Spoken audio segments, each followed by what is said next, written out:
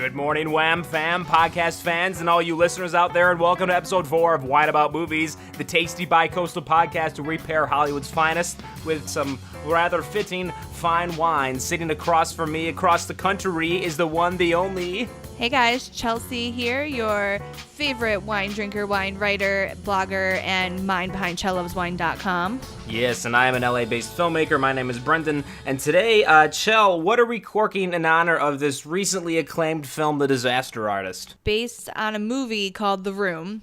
I've never personally seen The Room, but from what I hear, it wasn't very good. I don't know if have you watched it?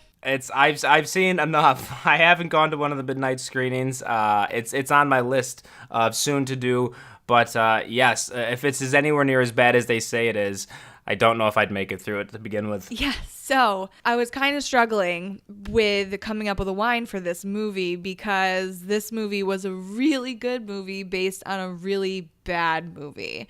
So I figured, why don't we just have fun with it, and why don't we pick a kind of a bad wine and pair it with the movie? I think that's brilliant. Yeah, so why not? I mean, I kind of want to always give our listeners some good wines to drink, but in this case, I think this is kind of fun because these wines that I picked out do kind of have a cult following, just like The Room does. So what we're drinking today is Barefoot Wines. I'm sure that every basic person out there knows this. Every college girl and college guy probably knows what Barefoot Wines are. Oh yeah, I had a couple back in the... Yeah, right?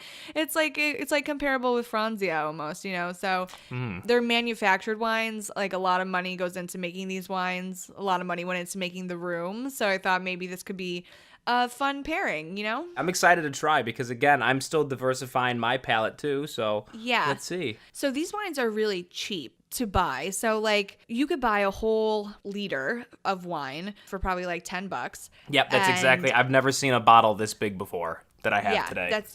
Is that a half liter you have? It might be a gallon. This thing is 1.5 liters. Yeah, that's huge. And that only cost you $10? $10, yeah.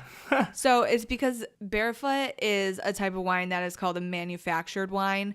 And what happens is these grapes are handpicked. They're not picking the best grapes. Like in a traditional red wine, you know, somebody is usually hand harvesting them. They're picking out only good bushels of grapes or good bunches, you know, to make sure that only the best quality grapes are going into these wines. So I should probably tell you all this after you start tasting it, but... You know what? I'm going to start tasting. I'm corking it then. Continue, please. Ooh. Yes. In a manufactured wine, what they do is they have machines that just run through the vineyards, and it basically shakes the bushes. Shakes them and shakes them and shakes them, and all of the grapes fall off of the bushes. So the grapes, the bugs, whatever else is in the trees. Bugs? Yeah, I'm not joking. Because the machine comes through and just shakes the vines. And so everything falls onto the conveyor belt, and it just takes them all into the factory, everything, and they just grind it all up and everything like that. And there you get your wine. They also don't really care about the quality of grapes because they can add additives in to make the wine taste any way they want. Like, we're drinking a Merlot. Do they put more sugar in here? Yeah, there's additive sugars. Like, we're drinking a Merlot today, so there's probably, like, added oaky flavors, added tannins. Like, you can add additives into these manufactured wines to make it taste any way you want, no matter the quality of the grape. So I tell you that if you had a bottle of Merlot from 4 years ago, it's going to taste exactly the same as the bottle of Barefoot Merlot you opened today. Well, I gotta say, I'm excited. On the back of this bottle, it does say, I will experience alluring flavors of boysenberry and chocolate. Have you ever had boysenberry? I have not had boysenberry ever. So I'm really interested. Those are probably additive flavors. I'm sure that they're not aging these in anything that would give you those flavors because it's a manufactured wine. That's why you can get a liter and a half for $10. What are you smelling when you're drinking this? I haven't sipped it. What are you smelling? Are you getting any boysenberry? No, I'm definitely not getting any boysenberry. For those that don't know, boysenberry is actually, it was an artificially created berry out here. It's like a cross between a blueberry and a blackberry. They were grown on Knott's Farms in Southern California. I believe that's where like the origin is. I never had any growing up back east either, but there are quite plentiful out here and they're family favorites. But I'm not smelling any boysenberry as I whiff of this. I'm definitely that they're just planting seeds, but it's a California wine, so it would make sense to use boysenberries because I think they do come from out here. Yeah, and the room was filmed in California, so like California wine, California movie. Yeah. Your face doesn't look like you're loving this. Yeah, love would be a strong word. It's, man, because for the Malbec last week, that was so potent and strong and had so much life and character to it, and this is just kind of like... One note. Yeah, I don't want to say it's... Which is just, like, sweet.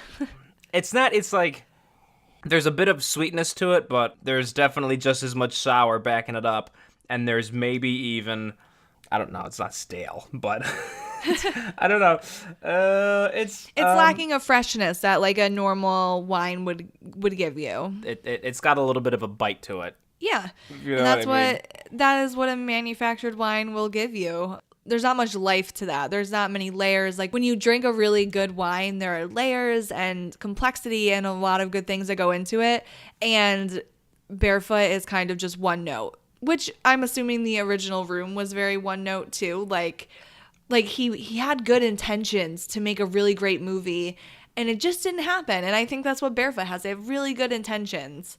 And it just doesn't come out well. I wonder, like, it's so much like this movie, The Disaster Artist, is basically the short story behind the creators of the film. The main one creator, Tommy Wiseau, who directed and produced the film The Room. It was around 2001. The premiere was in 2003. Yeah, for those that haven't seen it, it's a great film. You definitely got to. That is The Disaster Artist, the new movie directed by James Franco, starring James Franco, about Tommy Wiseau, this guy up in San Francisco who basically grabs a friend named Greg from an acting class, a much younger friend, and brings him down to LA, and they chase the Hollywood dream together, eventually producing their own film called The Room, which Tommy writes. And Charles, do you have a description of this film, The Room? What is the description as provided on the case? The official summary for The Room is quite interesting. If you guys have seen Disaster Artist, you can imagine hearing Tommy Wiseau reading this, and it fits perfectly. So the bio from The Room is, this film centers on Johnny, a man who has it all. Great friends, a good job, and a gorgeous fiancée named Lisa. But Lisa's innocent act masks the fact that she's looking to bring Johnny down, and her manipulations are tearing Johnny apart. You're tearing me apart, Lisa! I can hear him saying that line. So good. As Lisa informs her cancer-ridden mother, Claudette, that Johnny hit her, and he did not hit her. That's bullshit. He did not. Johnny's best friend, Mark, finds his resistance to Lisa's seductive charms weakening. Meanwhile, local orphan Denny looks up to Johnny and needs the older man's help after a teen rips off a drug dealer. What kind of drugs? It doesn't matter. Then guys play football in tuxedos because you can play football anywhere. This movie is seriously not to be missed. So. And that's the thing. And he writes and he speaks like that. And the craziest thing is, like, this movie, The Disaster Artist, is based on a true story, based on a true movie. Tommy Wiseau is a real guy. He's been tagging along with James Franco during the award show circuit there. And Franco won, Best Male Performance at the Golden Globes, and Tommy came up with him, and he tried to grab the mic, but Franco didn't let him. I bet if he wins the Oscar, it would be so funny if Tommy went up and accepted the award on behalf of Franco. That would be hilarious. I do think it's so cool that James Franco's letting him come around, because he created The Room because he wanted it to be become this Oscar-winning movie, this Emmy-winning movie. That was his intention, and it obviously didn't work out that way. So I thought it was really nice that he's been coming with James Franco and kind of having his moment. But at the same time, James Franco blocked him from speaking when he tried to grab the microphone. And I was kind of like, man, this was this guy's chance. This was his opportunity to say a couple words, because he kind of got what he wanted. The Room didn't make it, but somebody made a movie about his life and the making of The Room. So it was kind of he got where he wanted to go in a roundabout way. Right. But I wish James Franco would have let him say a couple words. I feel like he probably would have rambled, and that's why he cut him off. Yeah, he said Tommy Wiseau afterwards was interviewed, and he said that all he wanted to say was I hope for world peace and everybody love each other, and he just wanted to say something short and sweet like that. I bet he'll get a chance at the next one. I hope so, because I think if he wins it, yeah. I don't know, he was just so good. If you at the end of the movie, they have side by sides of the original film The Room and the scenes from Disaster Artist, and they are spot on. Like, carbon copies. It's impressive. It's really down to every single detail, and James Franco just did a really awesome job, like embracing that character. Even his little brother, little Franco, what's his name? David. Yeah, Dave Franco. He did such a good job too. He did do a good job. But you can't even tell they're brothers. Like, there's so much makeup on movie, their prosthetics. I think he had a fake, James Franco probably had a fake nose and a fake chin. But there was enough that, yeah, looking back at it, you really can't tell. No, and it was, they both did such a good job. And I think it's really cool to make a movie with your brother and have... yeah, it is.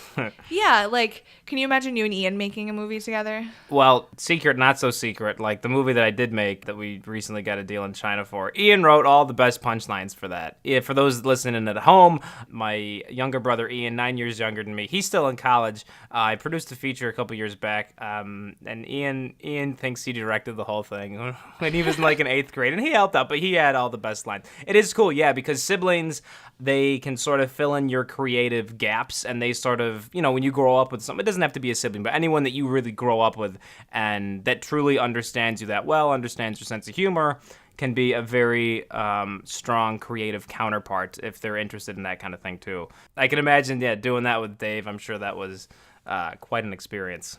Yeah, and they were both so good in it, so that was really awesome to see.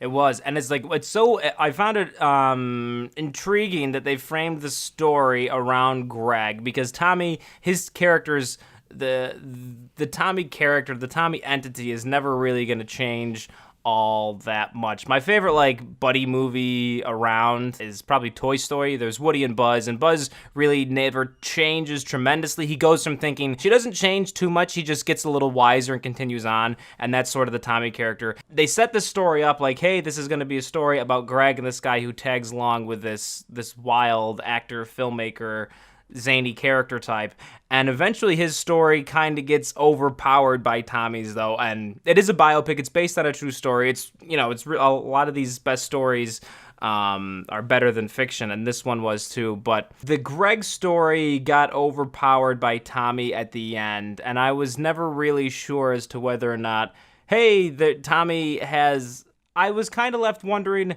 does Tommy really have a thing for this Greg or not? And the Greg story never really rounded out. Tommy sort of shanghaied the story, and he's much more interesting. It was I can't blame anyone for writing it or making it that way either, but it sort of drifted. Yeah, they had that moment. They got in a fight, right, on set. Yeah, and that was so weird. Like, I love the story. And I hate to totally try to rip on this thing, but and I did just rewatch it the other day, so I've seen it twice now. It was just as funny the second time, if not funnier. But when you go back and watch things again, it's easier to poke holes in things, and I hate it when there's super contrived moments and them having a confrontation. It makes sense dramatically; it's great for them to have a fight on set. But for Greg to go up to Tommy on the set and be like, "Hey, I'm not gonna come tomorrow," and that's like going to the bridal shower and saying, I might not want to marry you tomorrow. Why would you do that there? Yeah. Maybe that's how it happened. It was very poor judgment on Greg's part, but I think there's a better time and place to drop the hammer than in front of your entire team. I mean, I did like the fact that Greg did seem to be a loyal friend to Tommy, even though Tommy was a little zany. Greg had that opportunity to be on what TV show there with Malcolm in the Middle, and he was like, I'm going to do it, I'm going to be the lumberjack, and then Tommy got all upset, so then he didn't do it. And so he's always been loyal to Tommy in a sense, and he went to the premiere and convinced him that everybody wasn't laughing at him during the movie. So he did have that loyal friendness, I guess. He did. It was almost a thankless position. Tommy really, he's just if you really break all of his actions down and you don't see the character, he's just kind of rude. He's blunt, he's short with people, he wears sunglasses, but if you add the right kind of accent and he smiles, he is a nice guy, but it's so funny. I don't think anyone could pull off charm and not be hated in the way they carry themselves other than Tommy. It's a very unique character, and it was cool to see that thing come to life. Because I'd always heard about The Room, but it's a story that You know, and a lot of people, they even do the testimonies. Those other filmmakers and actors did the testimony at the beginning of the movie, and they're like, oh, I wish I could have been there. And it was kind of tongue-in-cheek to some extent, but it's so true, because I guess, you know, this movie was just so weird.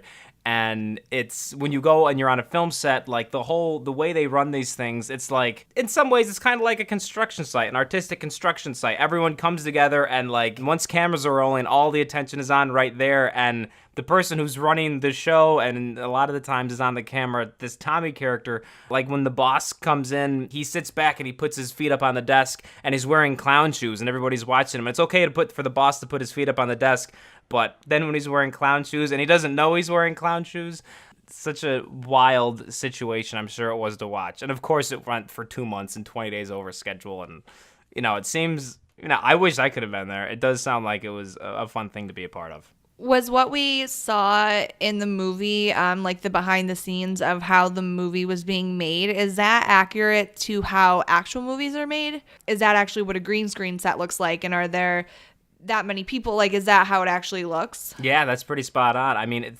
sets, they're all different scales and different sizes. I have been on a few sets of that size with that many people running around.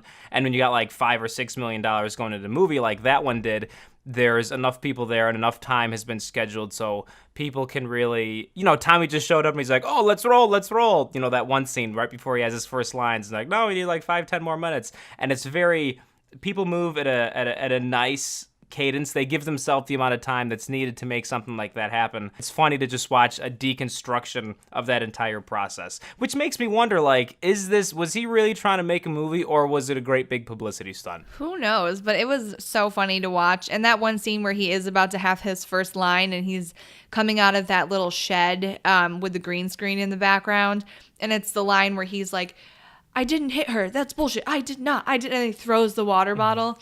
And he has to do it like 18 times. And Seth Rogen's character is like, action. And he's like, you got to say it louder. I can't hear you. Like, you got to yell it. And just that whole 5 minutes was absolutely hilarious. And then the cut they end up with, I was like, oh, is that what they're ending with? Like, they were like, yeah, that's good. Great job. And that's actually what the scene in the movie was exactly like too. Like, it was so funny. Spot on. And it's funny that, like, I was just reading last night, actually brushing up on it for today. I saw that the script supervisor character portrayed by Seth Rogen, he's recently now, following the notoriety the film has now received, The Room has now received again, Sandy, the script supervisor, is now claiming to have been the actual director of the film, because Tommy had no clue what was going on. It was like the first real project he'd ever been a part of, and the fact that it was his is irrelevant. He just had, you know, he wasn't calling, I think he was maybe calling action, but he wasn't picking out shots, he wasn't wrangling people up.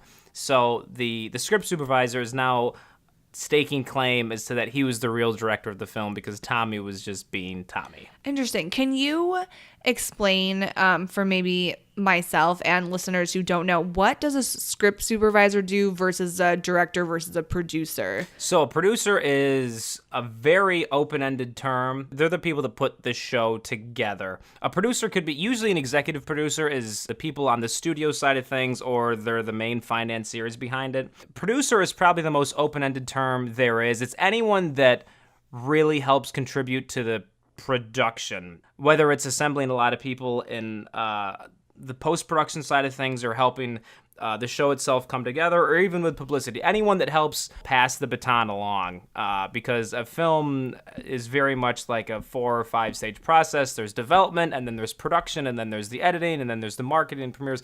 Anyone that really helps carry that baton, and there's a lot of people that do it too, especially on a $5 million budget movie. And sometimes the people come in pairs. That's why sometimes you see produced by one person, and then produced by 3 people, and produced by 2 people. Usually because, you know, and it's not going to say they're the producers of this section or producers of that section. They're all kind of, because it's a very collaborative medium. So you'll see that producers join in and take part in all walks of it. Now, a director is the person that traditionally calls action for those that call action. Some directors don't call action. Like Clint Eastwood just tells people when you're ready. Because when Clint Eastwood was growing up back in the Westerns, you took like picture horses. The horses knew what action meant because they heard it so much. So when the horses heard action, they would run in 9 different directions and you wouldn't have a scene anymore. So, and back in the times of the Westerns, directors just sort of like told the actors, hey, when you're ready. Nowadays, you know, it is pretty, you know, more often than not, you hear someone say action because there's no horses that are going to run away on you, and that's just what you do. Didn't you meet Clint Eastwood and ask him that question? Yes, that story is actually straight from the horse's mouth. I heard about it once when I was giving tours at WB, and then my tour actually wound up at the WB archives, and like I got a radio call like right when we pulled up, and it was like, you know, no one go to the archives, we've got so-and-so there, and then like, and I was there already, and then I'm getting out, and I see it's him, it's the man, it's Clint Eastwood. It is the 800-pound gorilla. And it was crazy because like I was taking my tour into the building past him, and like he pointed at me, and he was like, he beckoned me over. And it was funny because I just told this story to the group on the way over, and I was like, hey, Mr. Eastwood, can you confirm or deny that blah, blah, blah, blah, blah, blah, blah? And he said, yeah, that's basically how it goes. So funny. Yeah, that's crazy. Awesome. But yeah, so the director is the one that calls action, and and then there is usually an assistant director, and they're the classic phrase, lights, camera, action, which no one ever says in that order. Maybe 100 years ago, it came the lights first, and then camera, and then action. But now there's sound, and there's a few other things that go into it. Anyway, the assistant director is usually the one that is sort of cueing everyone else on the crew. Hey, roll the sound, you know, strike the lights if the lights are off for whatever reason, roll the camera, and then, you know, they basically set everything up, and then the director is the one that tells the actors, you know, action, go for it. And then there's a script supervisor. That was the Seth Rogen character in this. A script supervisor is kind of the right-hand man to the director. The assistant director is like the logistical right-hand man, and the script supervisor is the creative continuity left-hand man, you might say. They're the one that's, you know, if a character puts his hat on after this line and then continues the scene, you know, when actors are in the moment, they can slip things up, they can forget, they can do things in different orders. A script supervisor is there to help remind the director and anyone else on that side, and the actors themselves, hey, let's just keep this going in the same order each time. This is what we're missing. This is what we need to help round out the scene. They're looking at the scene kind of from an objective standpoint in terms of like getting through the story and the scene, while the assistant director is just making sure the ship stays afloat, and the director is working closely with the actors to get the performance they need. Okay, so now I can see why the script supervisor would think that Tommy wasn't doing anything, because right.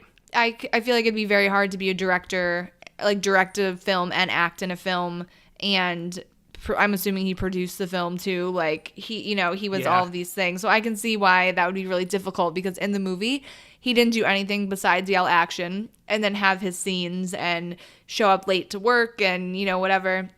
That one scene where there's no air conditioning, no water, nothing like that in the set, and the poor old woman playing Claudette, the cancer-ridden mother, collapses because it's like overheating, and Tommy is not there and doesn't care. It doesn't surprise me that Sandy now, in hindsight, is trying to take the credit for it, because he did essentially direct the movie, whether he likes it or not. Yeah, which is crazy. Let's take a quick minute, though, to hear from our sponsor. Check it out, guys. I recently got a new pair of headphones from Studio. I picked up the Regent, which is an awesome on-ear headphone that has 24 plus hours of battery life, a whole day of battery, and it connects to absolutely any Bluetooth device out there, and has an awesome set of interchangeable caps to personalize them to your own kind of style. And for being a Wham listener, you get 15% off your own set of headphones by using the code WineAboutMovies at checkout at studio.com. So the Disaster Artist ended up getting a 91 with critics and an 89 with audience. Yeah. Which is really good. And the Original Room, I want you to take a guess on what the Original Room got from the critics. Oh, God. The original one? Probably critics. I'm going to go with 8. Higher, actually. Oh, 12? Nope. I'll give you one more guess. 21. 26%. You've got to be kidding me. Wow. Okay. Yeah, 26%. And then with the audience, I got a 46%. Because it's a cult classic. It's a fan favorite. It's kind of like Rocky Horror Picture Show. Yes, that's what it made me think of with like the midnight showings and whatever. I feel like that's kind of what this has become. Like you get drunk in college and go watch The Room. Mm-hmm. Like with your barefoot.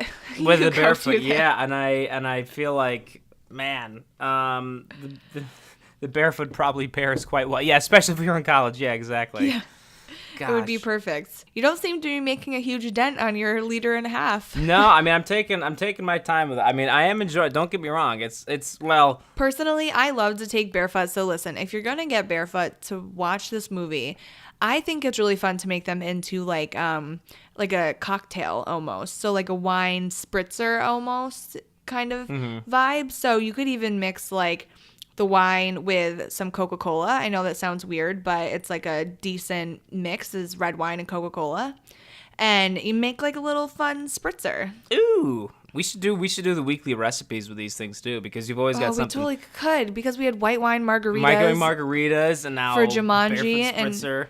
And now we can have a spritzer. Because I'm not going to drink this thing solo. There's no way I'm finishing this bottle. No, I would be really impressed. I mean, if you can, more power to you, but you're going to have the worst manufactured wine hangover tomorrow that you have ever had in your life. And today, we usually record the show on Sundays, and today is the day of 2 back-to-back big football games, and I need to not tempt myself to drink this. Thankfully, while you can bring booze into the movie theaters in California, I don't think you can bring booze into the bars, or else Can you imagine drinking Merlot, just pulling Barefoot? 1.5 liters of Barefoot out of your purse at the bar and putting it down? Yeah. Oh, God. That would be hilarious. Theaters. I'm glad I got to see this one when it was still out in the theaters. So are you what's your we never really rate these things. Disaster Artist, what do you give it? A 4 out of 5 stars. Okay. What's it take to get you to 5? I guess it's because it's a different movie, but like the last 5 out of 5 I saw was probably Lady Bird, because people can listen to last week's episode if you're curious on our thoughts about that one. Check it out, guys. It was a double feature, yeah. Double feature it was. But I would give it a 4 out of 5 just because it really brought me on like an emotional roller coaster, like in relation to Tommy. I felt so many different emotions towards him. I felt like he was weird, and then I was angry at him for being so hard on Greg all the time, and then I felt sorry for him, and I just went through a range of emotions. So that was really nice, but I wish I think they made him feel like a little bit too much like a joke, and I felt more sympathy for him, and so I kind of didn't like that part. But other than that, it sort of undercuts the dramatic tension behind it too. Yeah, it's very fun. It's a lot of fun, but I can't give it a perfect score myself either. And now that you bring it up, I was gonna be like 4, but then now that you think about it, like, well, 5 is reserved for the greatest of the greats. This is not.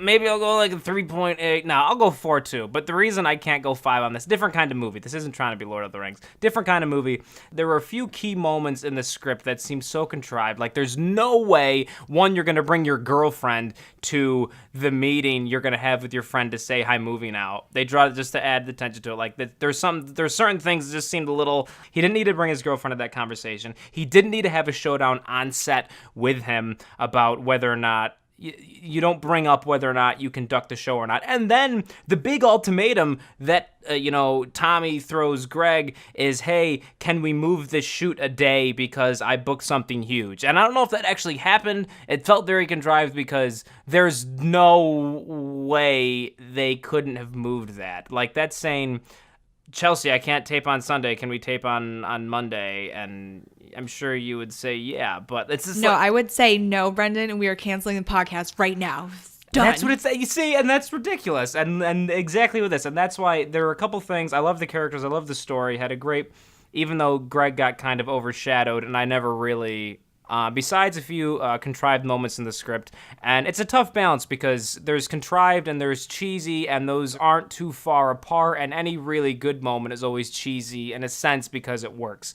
Yeah, I agree. 4 out of 5 I think is a good rating because it was a good movie, but 4 out of 5. What do you give the wine, Brendan? Oh. What do you give the wine? Yeah, take a nice big sip, swish it around in your mouth a little bit, get all the flavors. I really enjoyed it last week, and I got kind of carried away, but I'm really milking this one.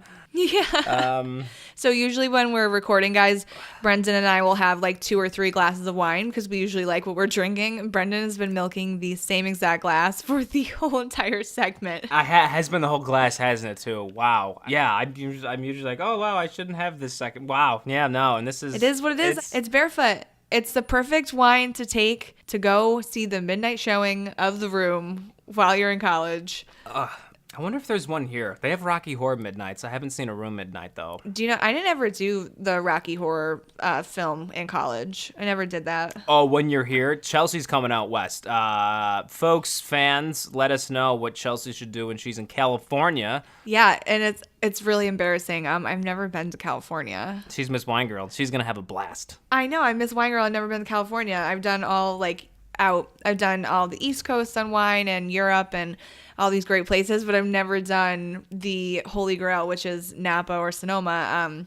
So that is on my list. I'm not going to those places this upcoming trip because I'm only there for a short period of time. But so actually next week I will be recording from Palm Springs. Yeah, and so what else? And so it's coming up this week? We've got they're gonna announce the Oscar noms this week, which is exciting. Tuesday, actually, the day our podcast is airing. There will be also the Oscar nominations. So if you're listening to this, make sure you go Google Oscar nominations 2018 to figure out who was nominated for Best Picture, Best Actor, etc. So right now, if they're listening to this on Tuesday, you're in New York, but wait. Yes. I feel like this is time travel in some capacity. I had this logistically. I had a joke last night, but now it's escaping me. Technically, I don't know how to time travel, how to make this, but Right. I will be at a wine. Well, it's a champagne breakfast I'm going to, and they are showcasing. They're doing a live stream of the Oscar nominations. You know how they always go on TV and they Oh yeah, of they course. announce everybody.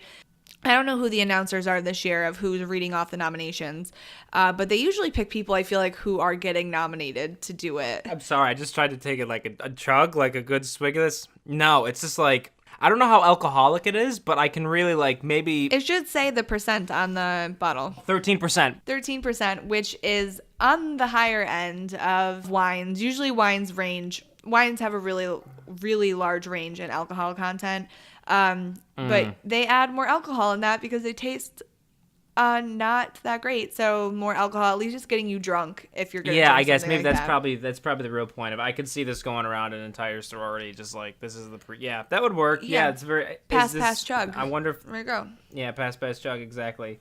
Does Barefoot come in boxes? No boxes, but you could do like a Franzia in a box. Yeah, my Barefoot memories are intermixed with probably the Franzia memories, and usually what they did, they would slap the bag. They would take the wine bag out of the box and Yes, classic game. Or the Tour de Franzia, and you team up with somebody and you see who can finish your box of Franzia first. I don't know what the Barefoot equivalent of that is.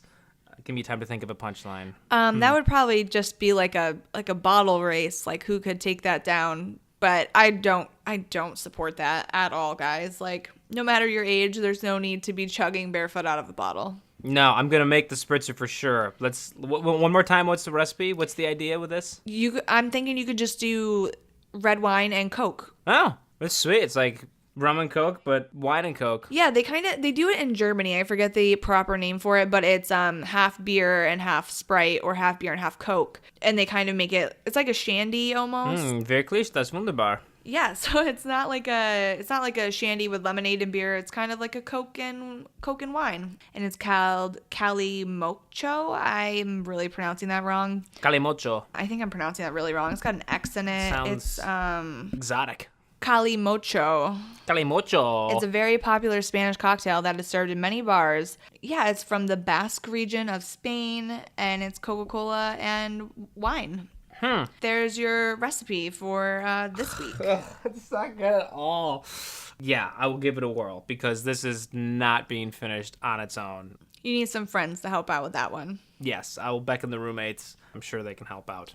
By the way, did you know that thug in the movie, totally random, I'm sorry, but it was Zac Efron? The thug in the movie. The guy, like, the very first scene they shoot is, like, the really pissed off guy, like, toting the gun at the kid and just being like, "Hurrah." That was Zac Efron? Yeah. No. Yeah, it was. I went back, I watched this the second time. Yes. What? Because then he's in the premiere at the end, and I thought they were randomly throwing him in. But yeah, with the goatee and, like, the beanie thing, that was totally Zac Efron. Shut up. No, not kidding. I did not notice that at all. I didn't notice it, like, right until the end, and I was like, I asked the person, like, is that Zac Efron? They're like, shh. That's crazy. They had actually a lot of celebrities in that, because as soon as the movie turned on, I saw Kristen Bell, and I was like, whoa, I didn't know Kristen Bell. It's when they were doing the montage in the beginning, and they had all of those actors, and I was like, wait, it was funny how many celebrities actually were willing to be a part of the movie. And they got J.J. Abrams, like, that was Yes. the biggest one, yeah, like. He popped up on screen, and Pete and I looked at each other, and we were like, J.J. Abrams is in this movie? What is this? It's that, I guess Tommy Wiseau in The Room had that much of an impact on Hollywood at the time.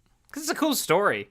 It's endearing. Like, I feel like Tommy's an endearing character. Also suspicious, though. Like, we still don't know how old he is, and we still don't know how he came up with $6 million to shoot this film. I think he's a Russian spy. And no one does know that. Apparently no one, I haven't Googled it that thoroughly, but... Yeah, at the end of the movie, at the end of The Disaster Artist, it said that to this day, nobody knows how old Tommy is, and nobody knows where he gets all this money from. That's awesome. They were like, oh, the bank account's literally endless. Like, it's always full. He's the son of an oligarch or a former spy or something silly like that. I doubt a spy. He'd probably be a bit more finessed. But yeah, he's royalty of some capacity. But that's cool. That's what I do too. So kudos to him for doing what he did. I don't think it was an attempt at a movie. I think it was a big publicity stunt that got some serious fuel long term because of this. But it's cool, yeah, to just go in, and you should come and do background, do something on a set when you come out here and visit, just to see it, the process. I would love to. Can I be an extra on a show somewhere? It's easier than you think, believe it or not. Yes. Oh, really? Yes. Well, sign me up. I'll be an extra. I can stand there. And I actually was an extra in one of Brendan's films that he did. Actually, 2 of them. So Homecoming. You were in Homecoming as well? I forgot about that. I was in Homecoming. That's right. I had to be flirting with this guy named Kelsey in the hallway going to the locker room when you were filming a scene. It's a high school football movie. I remember being an extra in that. And then when you did the Bedford and Broom tie thing, I was an extra too. Yes, we were at a bar, Lower East Side, ABC. The Third Man, check it out, New York fans. Great bar. Yeah, that was really cool. Good times. Brendan taught me that when you're being an extra in a show, you're not actually allowed to speak. You have to be quiet because all the sound is on the people who are actually talking, so the background needs to be completely quiet. So to look like you're speaking real words, you just say the word watermelon over and over again because it makes your lips look like you're having... No one knows what you're saying, yeah. And when I watch that now, I can see that I'm saying watermelon, but like, if normal people watch it looks like I'm having a really in-depth conversation with my neighbor, but I'm just saying watermelon. Oh, watermelon! Yeah. Yes, with like That's different great. facial expressions. It was really funny doing that with this girl I just met that morning being like, watermelon. Oh, You were awesome. watermelon. That was a fun video. You guys, if you want to see something super random, Bedford and Broom, how to tie a tie. Check it out. There's 2 videos. Chel missed the first one. I was going to make you a sailor in the first on video. a boat. The Saturday shoot, but the Sunday shoot we were in the bar. Check them out. Fun things. Good times, though, on the Lower East Side. Well, every time I come out to LA, I'll try to get onto a movie set so I can learn a little bit more, and then I'll have to drag you to wine country so you can learn a little bit more. Drag away, yeah. I don't know where the nearest vineyard is. Well, then Malibu. You could do Malibu. Malibu, Temecula has a lot of stuff. Yes, I haven't been to Temecula, but Malibu is a lot farther than Temecula is from where you'll be in Palm Springs. But Malibu has a really cool like wine safari thing that I'm hoping to do this year. Ooh. Yeah, it was on the Keeping Up with the Kardashians. That's how I saw it. Oh my God. But you literally you go and you get in like a safari truck kind of thing, and they drive you around, and you go see giraffes and elephants while all drinking wine. It's really cool. But there's no giraffes in Malibu. Yes, there is. Look it up. It's like Malibu Wine Safari. There's actually a California law. It's illegal to tie your giraffe to a telephone pole. Oh, well, that is a great law to have. Good to know. Because there are while all you're those here. giraffes running loose in California. You know what we do have running loose in California? Wildfires? Buffalo. The wildfires, I think, have subsided. It rained the other day. Oh, good. Oh, yeah, you can see, like, Mexico now, because usually there's so much smog, but, like, it's so clear, it's crazy. Oh, good, because wine country got devastated earlier, or late last year, wine country got destroyed. Yeah. I ended up raising a lot of money with a lot of my other wine bloggers to try to help people out there. Oh, good for you. That's awesome. Yeah, because that hit pretty hard. And then your area, like LA area, got hit really hard, too. And then mudslides, right? And the mudslide, especially Santa Barbara, and that's a big vineyard town. Not so much down by me in LA, but a little farther up. The whole 101 was just covered in mud. Santa Barbara has really, really good wine things. Once it gets better there, I guess I don't know what the situation's like there, but if anybody is in the Santa Barbara area, they have an urban wine situation where you can walk to like 20 different wineries right in downtown Santa Barbara. They have tasting rooms, and they call it like the urban wine trail, and you can just walk to all these different tasting rooms. Like there's 20 of them. Like I'd be impressed if anybody could make it through all of them in a day. But it's really cool that it's like the new up and coming like little wine scene. What I'm wondering though now, there are the fires here and the fires there. Very, very sad and scary just to see how fast things can go down. But 2 or 3 years from now, will these 2007 wines be that much better because like only the best grapes will survive? Like what's that? Not really. So thankfully a lot of vineyards didn't get affected, but the smoke changes the way the grapes are going to taste. And so a lot of people lost their harvests for the whole year. And a lot of other people picked grapes early or were like, I think harvest was already done by the time the fires came through, but people had already picked the grapes. But like I said, the smoke will change the way the grapes taste. So a lot of people were holding all of their grapes in like their stainless steel containers and pumping carbon dioxide on top of them to try to keep the smoke, because the smoke is lighter than And then a lot of other people sadly lost their vines, and vines take a really long time to mature and to produce good grapes. So if anybody that did lose their vines, it'll take like 5 to 7 years before they'll have grape producing vines again if they start from scratch. And the soil's going to taste different from the ash, and it's really going to change the way those wines taste for a while. Yeah, maybe what I was thinking of is that the drought will make the wines from 2005, 2006. Only the best grapes there will have survived, and that's only the fittest grapes will survive. And those wines, does that make any sense? Rain does affect grapes too, because like if the grapes are drier, they're gonna produce more sugar. Like they're gonna be sweeter wines than normal. But I mean, climate plays a huge role on grapes, and that's why what you're drinking with Barefoot tastes the same every year, because they can put additives. There's not even a year on it. Oh, I mean, there's not a year on it. That's hilarious. It says, wow, yeah, there's not a year on it. Yeah, because everything tastes the same every year, and that's why it's a manufactured wine and costs $10. Because the beautiful thing about wine is that every vintage tastes different based on the climate, and some vintages are really, really good, and some are really, really bad. Like, off the top of my head, like 2014 was an awesome year for Pinot Noir grapes in the Willamette Valley in Oregon. And so like if you can get a 2014 Pinot Noir from the Willamette Valley, it's going to be a good wine, because it was a really good year for those grapes. So vintages change throughout the years, which is really something awesome about wine. So we always take movies and pair it with a wine. Now you've got a wine you want to try. What movie would you drink that to? With my Pinot Noir? Your Pinot Noir 2014 from Eugene, Oregon, or wherever it was. Willamette Valley. Woolly Mammoth Valley. I always thought it was Willamette, but it's Willamette, damn it. That's what they say. Willamette, damn it. Willamette, okay. Yeah. I don't even know. I'd have to think about that one. It's like an earthier wine. I would have to pick an outdoor movie, probably. Have you seen, what's that movie where she walks up the coast?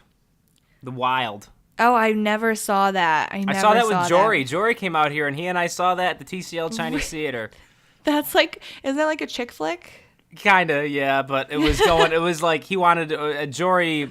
Is a mutual friend of ours, Ryan, that we grew up with, and he was out here visiting once, and we went to the TCL Chinese Theater, which is the big famous Chinese theater in Hollywood. It was his first time here, and we wanted to do something super Hollywood, so I got us into a premiere. The author was there, the actors were there, and it was yeah, and it was funny. The TCL Chinese Theater has like it has like 6 screens in it. Like there's the main screen where you see the big things on, and it was actually the weekend of the premiere of Horrible Bosses 2. And I see premieres here all the time, and it's like, whatever. If I'm not in it, I could really care less. It's just sort of in the way. But Ryan had never seen a premiere before, so I'm walking past it like, what is this? And Ryan's freaking out, and he wanted to see Jennifer Aniston and Charlie Day. And it's like, come on, let's go watch the indie flick upstairs. That's so funny. Good times. It sounds like a movie for the wild. Yes, it does. Or a wine for the movie The Wild. Yeah, or there's that new movie coming out, the Alpha, is it called? With the Alpha Team, the movie I released on Christmas? No. This is about a boy who dies. Well, his dad thinks he dies. They're like Eskimos, and then he befriends the wolf, and they have to learn to like work together to persevere through the wilderness and like make it back home. It sounds like Life of Pi meets that Liam Neeson movie where like Raised by Wolves or something. I think it's called like The Alpha. Oh yeah, I can see the Wait, or maybe trailer it's now. not. No, I know what you're saying. Yeah, no, it's the first time. It's the story Yeah, of Alpha. man It's called taming Alpha. dog. The first time Yeah. of man taming beast. Yeah, no, that's Yeah. true.